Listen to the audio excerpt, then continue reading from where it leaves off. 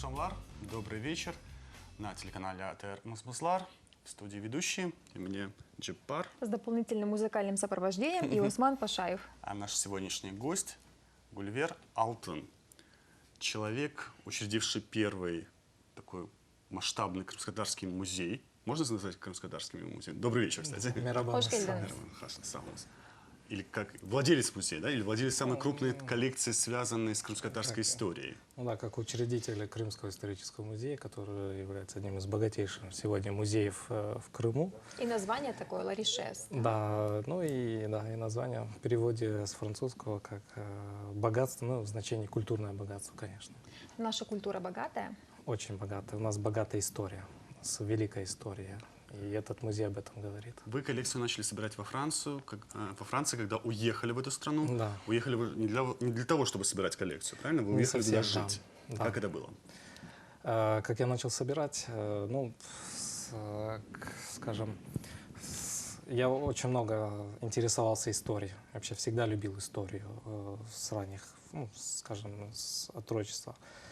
В 2004 году для меня открылась такая возможность, я увидел, узнал, что, оказывается, есть рынок старинных вещей, ну, в интернете, где можно купить что-то, связанное с крымскими татарами. Ну, первые экспонаты это были карты, географические карты 19 столетия. Это вот в феврале 2004 года я стал их приобретать. И для меня, ну, скажем так, это было... А сейчас целый зал, один из 5 залов, он посвящен картам, да? Да, вот совершенно верно, да. Сегодня, причем мы создали, ну, в рамках Крымского исторического музея действует несколько музеев на правах отдела. И вот один из отделов — это музей картографии и топонимии Крыма имени Ахмеда Карыми.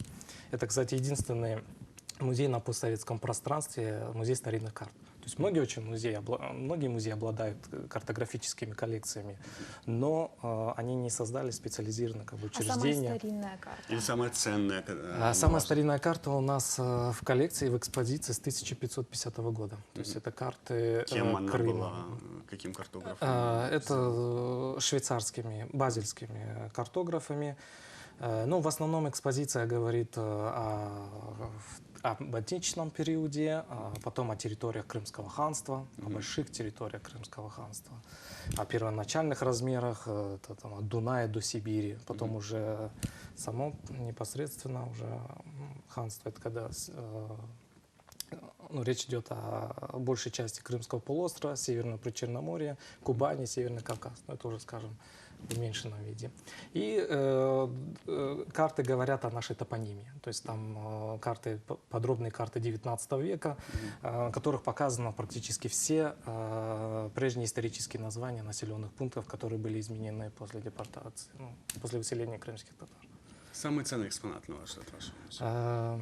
Я всегда отвечаю, самыми ценными экспонатами являются манускрипты 15, 16, 17 веков крымско-татарских ученых.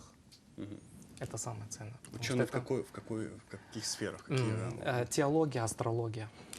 А что Астрология, поподробнее об астрономия, этих да? манускриптах можете рассказать? Ну, астрология. Астрология, да. Именно астрология. И о чем говорили наши крымско-татарские астрологи в те времена? Ну, надо сказать, я так... Манускрипты расшифрованы они? Нет еще. Не расшифрованы? Нет еще. Их много? Их немало, да. Но планируете расшифровывать? Конечно, конечно. То есть Для это этого источник для многих научных работ в будущем, да? Вот конечно. Сейчас в нашем музее находятся не только манускрипты, но и труды практически всех людей, историков, путешественников, которые писали о Крыме, начиная с 15 века. А есть специалисты, которые могут работать с данными документами? Да, и специалисты есть, но их единицы. Дело в том, что для нас вот такой образ для меня крымско-татарского историка — это тот человек, который знает османский язык, знает крымско-татарский язык ханского периода, умеет читать, как бы понимать, переводить.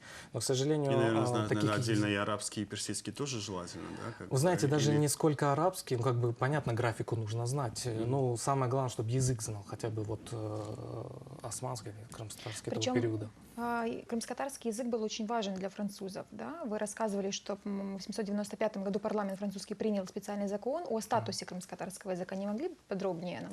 Да, конечно. Ну, если мы знаем, да, в 1783 году произошла аннексия большей части Крымского ханства. А в 1795 году французский парламент целый день заседает и принимает закон о создании специальной школы восточных языков. Это, в принципе, должно было быть вузом для драгоман, переводчиков при дипломатических миссиях. И целый день они заседают, обсуждают приходят к такому выводу, что в этой школе должны преподаваться наиболее важные языки, имеющие большое политическое значение для Франции. времени. Да, конечно. И решили 5 языков туда вести, именно в законе. Это малайский, персидский, османский, арабский и крымско-татарский. На сегодняшний день этот вуз является одним из крупнейших восточным иньязом в Европе и самый крупнейший во Франции. Название его «Национальный институт восточных языков и цивилизаций». Там обучается около 10 тысяч студентов, преподается 93 языка. Изучали ли его и изучают ли его сейчас французы? Я предполагаю, что его могли на начальном этапе изучать. И я даже знаю примерно, мы знаем имена даже тех людей, которые это делали. Дело в том, что к созданию этой школы имели отношение бывшие консулы. Уже они в таком пожилом возрасте были. Бывшие консулы, французские консулы, которые пребывали в Бахчисарае. Наверняка у них есть какие-то пособия в архивах, на основе которых происходило обучение. Вот я думаю, что эта тема требует исследования, и она очень интересна. Дело в том, что Франция единственная страна, которая на законодательном уровне дала такую оценку значимости крымско-татарского языка. Зачем спустя 13 лет после аннексии? Мы можем сейчас предполагать, потому что поскольку... Какие предположения? Да, предположения. Значит, поскольку закон говорилось, что важно, значит, для политики коммерция. Политики как бы уже нет, казалось бы, да, Крым уже стал российским, да. Хотя здесь тоже есть свое «но». Для коммерции французы предполагали, что товар, который будет идти по Днепру через Крым, должен проходить в Марсель, французский порт Марсель. И для этого нужно, поскольку через Крым будет товар идти, нужно было знать крымско-татарский. Документация, возможно, была. Дело в том, что Крым стал российским, он не стал русскоязычным. И понятно, что 95, даже больше процентов населения были крымские татары. А чем торговали, интересно, в те времена? Разная пшеница была тоже. Да, там разные. Можно... Вот мы поговорили об истории, а в современной Франции знают о крымских татарах? В современной Франции знают. Конечно, знают. И об этом публикуют периодически в таких престижных журналах, как «Le Monde» или «Фигаро». Бывают такие статьи о крымских татарах. Причем я вам скажу, что французы очень объективно относятся к крымским татарам на протяжении 300 лет. У нас... Что означает объективно относятся к крымским татарам? Знаете, без каких-то там искажений, как объективно. Это люди говорят, что-то хорошее, что-то плохое, да, не то, что показывают какую-то одну сторону, да. Я хочу вернуться к вашей коллекции. Сейчас более 2000 экспонатов. Да? Дорого это? Это очень, это не дешево, но надо сказать, что это же не сразу все приобреталось. То есть, какую-то смету подбивали. Это всего лишь 7 лет, да? То есть 8 лет. Да, 8 лет всего лишь, да. Самое важное, что сегодня эта коллекция имеет даже сколько нематериальную ее ценность. Понятно, что-то имеет. Мне интересно материальную. И, кстати, нашим гостям... Вы знаете, я не могу оценивать историю крымских татар, потому что она сегодня, конечно, можно сказать, для этого народа она коллекция. бесценна. Может быть, если мы будем говорить о экспонатах, касающихся истории Франции или России, мы можем говорить о была ценах. рыночная цена всех экспонатов, которые вы приобретали. Да? Самый дорогой экспонат. Не буду говорить, потому что... Это производственная тайна. Потому что, вы знаете, я скажу почему. Мы должны, видя эти экспонаты, концентрировать свое внимание на истории, на важности. Да? У нас есть портрет Сефиргаза, визира, великого визира, стратега, государственного деятеля. Но я вам скажу цену какую-то. У вас уже ассоциация будет этого портрета связана с ценой. Берут и оценивают художественные картины. Да? И после этого, когда мне говорят, эта картина стоит 10 миллионов, я уже не могу ее так оценить Эстетически? Эстетически, да, То есть вы скажем на него так. смотрите материалистическим взглядом. Ну, взглядом я пытаюсь, конечно, смотреть. инвестора. Но это же я могу посмотреть, но масса людей все равно оценивают ее цену и говорят, эта картина там 100 миллионов, уже не смотрят, что там вообще автор хотел показать даже. Но есть, скажем, экспонат, который стоит там, 10 тысяч евро. Да, есть, Есть конечно. такие экспонаты. Ну, То самый есть, дешевый экспонат. когда. Самый дешевый, наверное, подаренный. Как-то вот да? несколько Несколько конкретное, долларов. Несколько Да. долларов. Да, это открытка, да, открытки. Приобретаете экспонаты каким образом? Через интернет. Я хочу сказать, что эта коллекция была собрана в 35 странах мира. Это очень уникальный такой получился эксперимент. география? География от Соединенных Штатов, более там экзотические Багамские острова, до Малайзии. То есть Мгм. это, Что же оказалось на Багамских островах? И как оказалось? Там одна из гравюр европейского издания, показывающая крымских татар. И это все приобреталось интернетом, посредством интернета. То есть, вы знаете, что многие музейные коллекции имели разный способ приобретения. Кто-то дарил, кто-то собирал, где-то можно было на рынке. Но в данном случае... Вам мы дарят или вам уже только продают? Вот, понимаю, что вы купите. Практически ничего не дарят. Не дарят, да. Да, к сожалению. Но это так. А на рынке предложения дальше, связанные с Крымом, есть? Или все, вы уже основное скупили?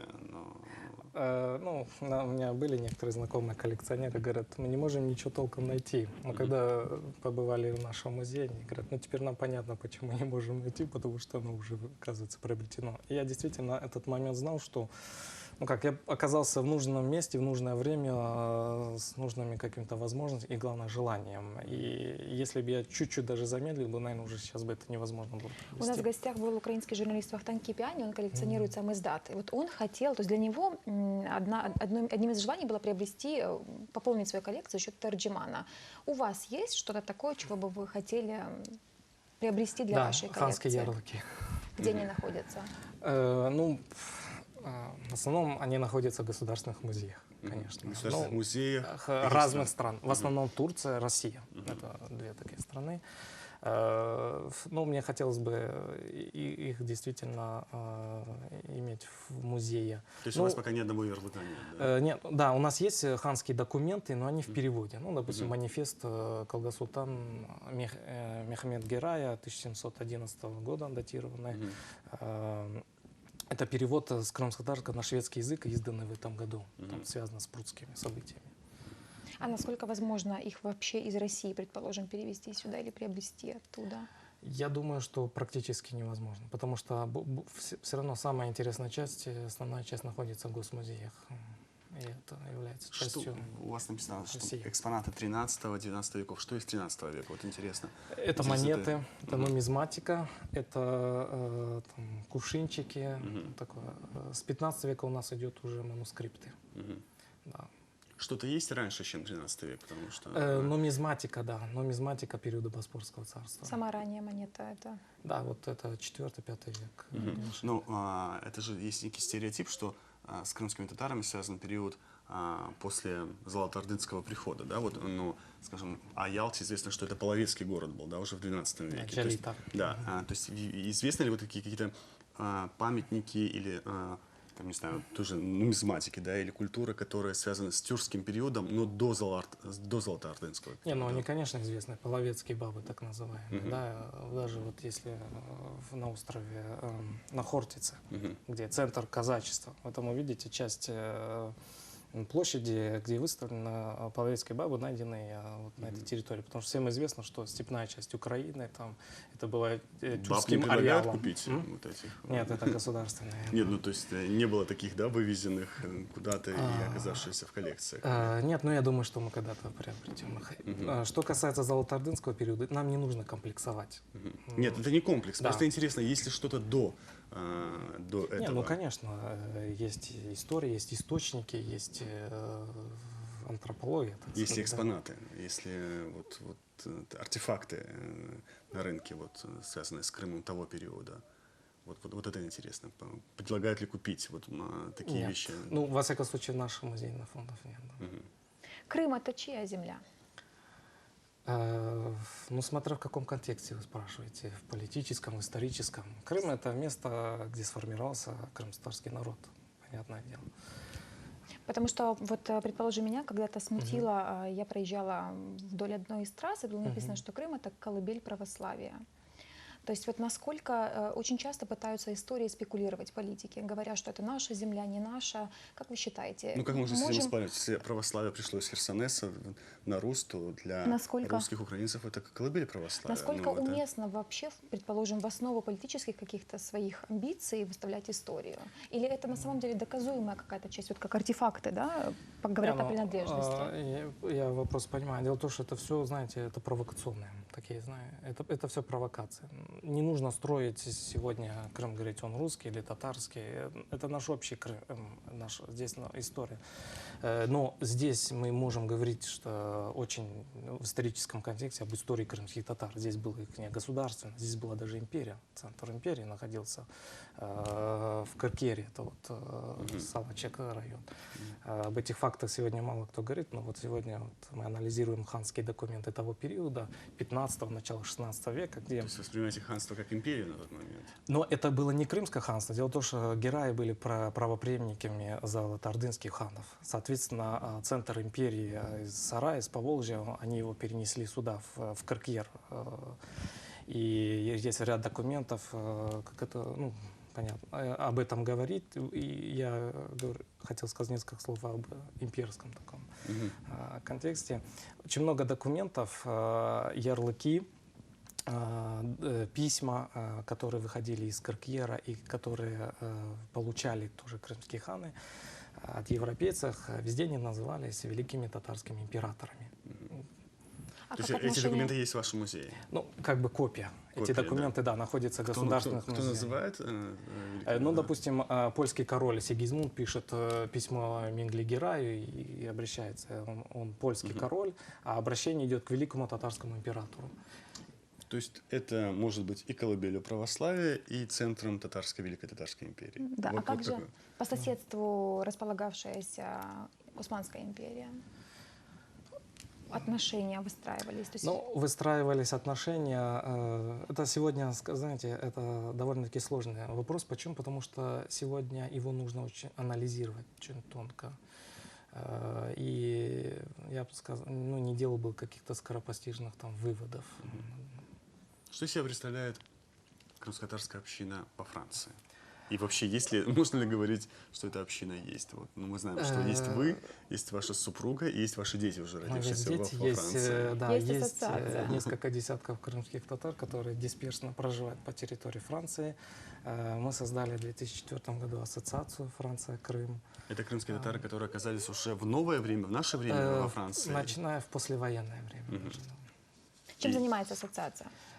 Ну вот основным проектом было это, конечно, вот связано с историей. То есть ну, я ее руководитель с 2004 года. Я в свое время принял решение о том, что не нужно распыляться. То есть не нужно делать какие-то лишних там движений в общественной сфере, а нужно что-то делать конкретно. То И на есть, чем концентрируетесь вы? ну, На это скупке музей. Ну, это не музей. артефактов. Артефактов. Сейчас это уже музей. Это уже не частная коллекция, это уже музей, это уже экспонирование. И сейчас самое важное для нас этап, это, ну, мы уже его создали, это создание научного центра по изучению истории Крыма. Вот интересно, мы заговорили о Франции. Мы в последнее время освещаем сейчас события, которые происходят в Тулузе, и о том, что Франция ввела очень высокий, по-моему, багровый уровень террористической угрозы. Вот насколько вам, человеку, который знает изнутри Да. эту проблему, это действительно является проблемой для Франции? Либо же это уже СМИ раздувают? Уточним, да? То есть это связано и с выборами, которые сейчас приближаются во Франции, и с очень жесткой риторикой Саркози об ограничении миграции, Соломен. да? И отражается ли это на крымских татарах, как на мусульманах, вот, эта ситуация? Я вам скажу, что французы самые толерантные европейцы. В 63-миллионной стране проживает около 10 миллионов, даже больше, 10 миллионов мусульман. И это очень толерантные люди. С другой стороны, те люди, которые прибывают во Францию, они должны прежде всего изучать историю и культуру Франции, раз они там находятся. Но я скажу, что это довольно-таки сложный вопрос. Здесь нельзя брать одну или другую сторону. Здесь всё в Я не зависимости. предлагаю вам брать сторону. Да. Как ощущают себя крымские татары? Кто этот Мы ближе срез? к французам получаемся. Ближе- если честно. Чем Да. занимаются крымские татары? Вот те даже несколько десятков, что они из себя представляют? То есть они лицо крымских татар во Франции, да? Это в каких сферах люди? Вот, как бы? Ну, не знаю, насколько можно сказать, что лицом это обычные люди, занимающиеся, там, учителя, это учредители предприятий, это даже депутаты, ну, местного уровня, советники мэров, да. То есть уже граждане Франции, да? То Ну есть, да, получается, они уже родились во Франции, то есть их родители крымские татары. Что-то они ощущают себя при этом крымскими татарами, помнят что-то об этом. Да, помнят. Ну, надо сказать, что поскольку это несколько десятков человек, которые мы знаем, это небольшое количество, на 63 миллиона, плюс дисперсное проживание. По всей Франции, да? Да, То есть нет ну, региона, где более-менее Не, сконцентрировано? абсолютно нет. Это, хотя я думаю, что их гораздо больше, их можно найти среди выходцев из Турции. Ну, там больше ассоциируется как бы с турецкой общиной. Шансы победить у Саркози или у Оланда выше, как вы считаете? Франсуа Оланд социалист. Я думаю, что у Вот Николя так. Саркози. Вот так вот. Вот мы тут Интересно, сидим в вот- Крыму и обсуждаем, у кого же из кандидатов, Французских кандидатов да. больше шансов победить. У Жан-Мари Ле Пена. Не Вот. факт. То есть крымско-татарская община, она, ну, то есть община нельзя назвать, это дисперсно отдельно проживающие семьи, получается, да? Да, Нет совершенно такого, что вы можете собраться там на Ходорлес и друг друга увидеть, да? Вы Нет. разбросаны по территории такой же, как и Украина почти, да? Вот. Совершенно верно. Но я вам скажу, что несмотря на вот такое малочисленное население, да, что с Францией будут связывать, французская община Крым-Татар, это музей Лершес. То есть, казалось бы, в Турции там мы говорим о миллионах крымских татарах, но там Турция, ну, турецкая диаспора Крым-Татар оказывала и оказывает большую помощь. Но тем не менее, вот с французской диаспорой появился музей, причем исторический музей. Ну, музей который появился не говорит- с французской диаспорой, музей появился в связи с с Не, личностью, да, личность. Ну, как вам сказать, вот в какой-то момент представители диаспоры оказывали помощь. Допустим, они брали, собирались и... Давали деньги, чтобы купить? Нет, не на купить, на хранение. Допустим, потому что все экспонаты хранятся в банковских сейфах, и это стоит денег. Как бы вот такое мнение. Сколько лет прожили во Франции? 10 лет. Насколько удалось вам сохранить свою культуру вне Крыма? Но я считаю, что нам удалось, потому что результатом это является тот же музей. Не, ну вы есть, приехали, вы женились в Крыму и увезли жену во Дети у Францию, вас да, вот так есть? вот. Так произошло, да? Рожденные у вас? Нет, я не женился в Крыму, я пригласил из Крыма. То есть, С официальным приглашением? Ну да, и дети родились уже во да, и Франции. дети родились во И Франции. на каком языке они говорят? Они говорят на... Французско-татарский суржик. Ну, наверное, да, Что-то может быть, такое. да, на французском и на крымско-татарском. Конечно, они иногда и путают, и могут сказать «любаш», и там... Это голова, Это голова, да? да. С артиклем, да? Ле бурун, с артиклем, да. Ле бурун и Да, ле кулак. Да, вот любурун такой может быть. Ну, мы, конечно, пытаемся и все делаем для того, чтобы они знали крымско-татарский язык. А хотите привить им любовь к культуре? И вот, возможно, они тоже что-то будут собирать и коллекционировать, нет? Есть уже какие-то такие предпосылки к Ну, этому? моему сыну 8 лет, я очень хотел бы, чтобы он это понимал. Дело в том, что это здесь ведь не только мы ну, это же большая ответственность, можете представить, колоссальная часть истории культурного наследия. И мне хотелось бы, чтобы они это дело продолжили, и оно в таком же виде сохранялось. У вас, как у менеджера, какие планы на ближайшее время? Ну, ближайшие... Ваши творческие планы, да? И творческие, и, может быть, материальные в плане приобретения новых экспонатов. Самое, ну, материальным сейчас первая задача стоит в том, чтобы музей был самофинансируем. Да. Самоокупаемым. Дело в том, что этот музей не пользуется никакой поддержкой ни от государства, ни от каких Как грантов. можно сделать музей самоокупаемым? Вот можете представить, стоит вот такая задача. И я думаю, что у нас, наверное, получится, потому За что... счет посетителей музея или как? Конечно, за счет посетителей, за счет того формата, ну, работы, которую мы можем показать, представить. Я вам скажу, музей уже начинает пользоваться популярностью. К нам большое количество людей приезжает, причем даже из Севастополя. То есть музей больше интересен даже не только крымским татарам, но и русскоязычным. Хорошо, Там. есть такое понятие музейных гастролей, да, вот вывоз коллекции на показ в другие страны или города. За счет этого можно? Вот я просто ничего не знаю об этом. Я Ведь, думаю, что там, нет. За счет этого не растраты, я вам скажу. есть, Да, это любая как выставка — коллекция это на вывоз? растраты, да.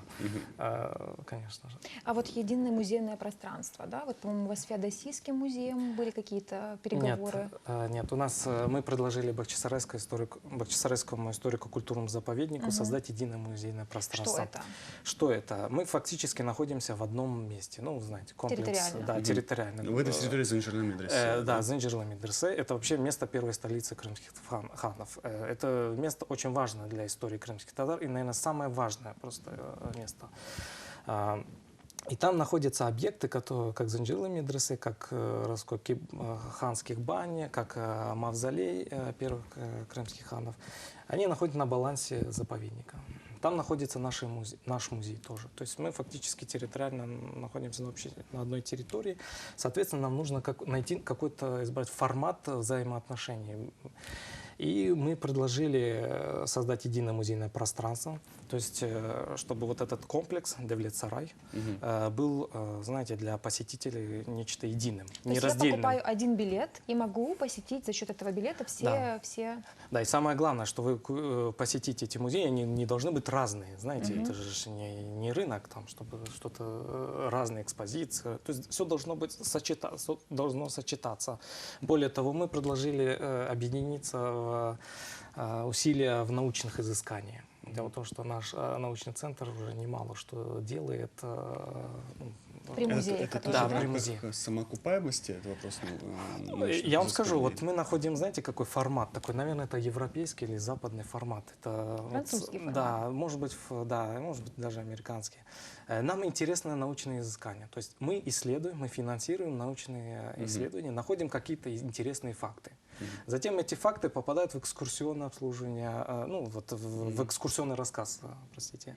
И это становится людям интересно. Вот смотрите, приходят в наш музей, они что видят? Они видят место, им рассказывается это место. Все знают это место как Занжирла медресе, но практически не знают его как первая ставка крымских ханов. Им об этом рассказывается. Им рассказывается там о картах, им рассказывается о том, что в крымско-татарской литературе 800 лет. Они слушают крымско-татарскую классическую музыку 16 века, автором которой является Гази Герай. Там им показываются английские газеты 17 столетия, где пишутся о крымских татарах. Можете представить, это причем первые газеты в мире. То есть десятки таких интересных фишек. Писали, связано было это с польско-крымскими отношениями. Польша вовремя не уплатила. Шли войной? Передвижение ханской армии. Какая-то по сути- тональность этих газетных материалов на тот момент о Крыме. Военная, скорее Скажем, всего. военно-дипломатическое. То есть дипломатические отношения. То есть это, по сути, переворот сознания для человека, не сведущего и не знающего о Крыме и о крымских татарах. Конечно. То есть, в принципе, это большинство, потому что советская историография искажала абсолютно, на мой взгляд, многие факты относительно полуострова и его истории. У меня вопрос вот тут из Фейсбука. А почему закрыли интернет-версию музея? Виртуальный музей. Виртуальный музей Леришес, да. Я думаю, что мы его, конечно, восстановим, но закрытие случилось не по нашей вине. Я однажды получаю письмо, в котором написано, что ваш сайт был продан. Кем, куда? Кем, Кому? куда, вот нужно выяснить, на это нужно потратить около $2000, чтобы это высудить, это домен. Вот такое происходит. Когда в закрыли виртуальном мире. музей? Да, вот То оказалось. есть не вы были владельцем доменного Нет, имени? я был или- владельцем сразу же. Я был Ну, владельцем. вот потеряли и- право пользования. Ну этим да, доменом. это все виртуальный мир. видите, Давно это да. произошло? Это произошло года 2 назад. А когда откроете вновь его? Или... Как только найдутся Вы 22 знаете, тысячи мы долларов. Нет, мы уже другой сайт создадим. В прошлом году и в этом году мы были заняты созданием исторического музея Бахчисарая. Это колоссальный труд. Еще один вопрос. Выставка стационарная или возможно ее перемещение или отдельных экспонатов, интересные экспонаты зала Девлет, их бы показать в Судаке и других городах летом, от пользователя Ленора Дюльбер. Ну, музей Девлет — это музей крымско-татарской государственности, науки и учености. Это период охватываем, это с 13 по 18 века. Насколько возможно, ну, скажем, в оригинал, наверное, это будет сложно, потому что необходимы условия для хранения и охраны. Но у нас есть же региональная политика нашего музея, это создание в селах сельских музеев, это совершенно гуманитарные При проекты. школах, при каких-то... Да, при школах, при клубах Создание сельсоветов. чего? Создание филиалов музея? Да, создание филиалов музеев. С чем? С копиями Это этих? репродукция, скорее всего. Да, в основе ложится, в основе этих коллекции этих музеев ложится репродукция тех экспонатов, которые у нас хранятся. И делаются какие-то выставки, показываются, и вокруг этого всего начинается собирать информация об истории села, об экспонатах. Ну, Сейчас уже есть такие филиалы? да, у нас был, мы в 2009 году создали Войковский сельский музей Айбар, это село Войково, Первомайский район. Планируете еще Да, создавать планируем Где? село Журавки Кировского района, потом село Сители, это село Алабаш, Конрад Красногвардейского А как района. скоро это может быть? Ну, я вам скажу, что процесс непростой, потому что мы должны сначала подготовить площадь, то есть мы делаем полностью ремонт. Все это за собственные средства. Затем подготовить какую-то выставку и затем найти нужно людей. Но вот в этих селах мы это как бы уже приготовили. Ну, в Войкове, Зачем понятно. это в селах? Я вам Почему скажу, село? каждое село обладает вот Своей уникальной своей историей. богатой историей. Причем А действительно города? Как же интересной. города? Вот мы, Ну, в мы городах- не городское население, да? Раньше, Ну, у вас наверное, Крым. в Симферополе есть все-таки У вас музеи. в да, Симферополе, потому что у них я- Бахчисарай. Да, я бахчисарайский. Нет, ну, нет, есть же Кизлев, есть Кефе, есть там Керчь, есть, не знаю. А ну, где крымские татары проживают, скажите мне? Они не везде. проживают в городской, ну, скажем, в основном 80% проживают в сельской местности. Но сейчас-то урбанизация очень активно происходит. Да, но те, кто урбанизирует, ну, скажем, те, кто перемещается в город, они не очень-то интересуются историей. Но для нас важно, чтобы это в селах было, на местах, потому что не нужно всех переселять из сел в города, правильно? Нужно, чтобы там была своя инфраструктура, люди жили. И для развития, интеллектуального развития, культурного развития им необходимы вот такие культурные музейные центры. Мгм. Хорошо, с репродукциями понятно. А вот как храните раритетные экспонаты? То есть там наверняка свои какие-то условия сохранности этих документов, манускриптов и прочего. Конечно. Как это всё происходит? Ну вот наша большая проблема сейчас у музея является это создание фондохранилища. У нас получается так, французского, так скажем, Крымский музей. То есть у нас фондохранилище во Франции, экспонирование в Крыму. И мы в ближайшее время, конечно, должны решить вопрос с хранением, То есть это созданием. определенная температура, да? Вот мне жутко интересно, как это на практике. Это Да, это, помещение, безусловно, площадь. для бумаги темная, это определенно, ну, одни без света. условия для ткани, другие условия, конечно, да. И вроде бы я слышал, что Занджирлы не очень подходит, да, для некоторых Но мы ваших же экспонатов. не в старом Занджирле наш Мгм. музей И нового находится. тоже, или соответствует Ну, все вашим соответствует, нашим да, требованиям? новое здание Занджирлы медресе, в принципе, соответствует. Но единственное, что необходимо, я же говорю, создать фондохранилище, эти сейфы, эти шкафы, где это все будет храниться. Я по интернету знаю еще одного коллекционера, не только крымско-татарских, но в том числе и крымско-татарских, Да. там, открыток, гравюр, Ниази Ибрагимов. Да. Вы, наверное, знакомы, да? Конечно, Или вы конкуренты? И как сотрудничаете вообще? Или вы мы- разными вещами занимаетесь? Не, ну где-то так в открытках мы конкурируем в приобретении, да. То есть вы у конкурируете, вас повышаете на открыток рынке больше. спрос на эти Мы открытки, разные. да? Дело в том, что Ля Решес охватывал практически, знаете, ну, такой регион приобретения. Это Европа, Америка. То есть география Да, шире. иная география. Низами Ибраимов собирал на протяжении, знаю, 20 лет ну, на территории, скажем, СССР, бывшей СССР. И какова его коллекция? Я не могу сказать, я То есть думаю, вы- что вы- пусть он сам Вы не расскажет показывали о друг другу коллекции. свои коллекции, да? Не мерились Ну, коллекцией? наша коллекция, она известна, как бы Мгм. можете прийти и посмотреть. Часть ее находится в Бахчисарае. Что касается его коллекции, не могу сказать. Вы уже несколько лет в Крыму. Несколько Год, месяцев. по-моему. Год.